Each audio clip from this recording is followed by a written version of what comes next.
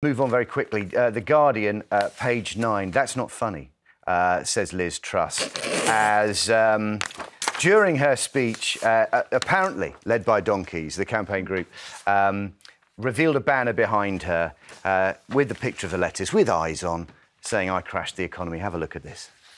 I've got a load of Trump questions, by the way. But what?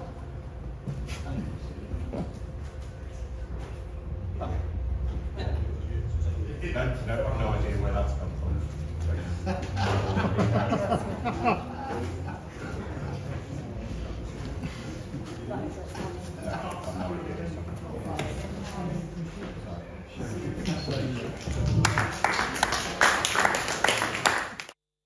I feel a bit sorry for her.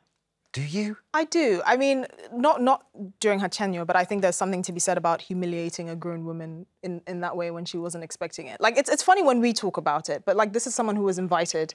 She didn't just get up from her house and decided to go and crash that venue. She was invited as a guest, and I think there should be certain standards of conduct. It's the same way I don't like people heckling politicians or putting their fingers in their faces. I think we should have certain standards of public decency. She's a political public figure. I mean, I personally wouldn't do this. I would, well, you know, kind of vanish into the distance. But she's choosing to put herself out there. And she's being held accountable. I don't understand her response. I mean, she's just weird. I'm sorry to say this, but that is odd. You just start it out, laugh about it, turn it into a joke. She did the worst possible thing there, which is, I mean, if she'd made a joke about it, people might have actually kind of respected it. Yeah, but you don't know what but the fact is, she's a public political figure. She crashed the economy. She imposed a cost that people still suffer the consequences of. And also, she's carrying on a political public role. She's campaigning for Donald Trump now. That's, as she was talking about on stage. I just think if she wants to be a public political figure who did inflict actual pain on people's lives, she's going to expect it. My own critique would be... I think there should be some respect. Well, I don't think you should invite someone and blindside them. She did it. They didn't do it. It wasn't the organisers. The organisers had nothing to do with it. It wasn't the organisers. It was led by donkeys, we understand. They claimed responsibility for the stunt.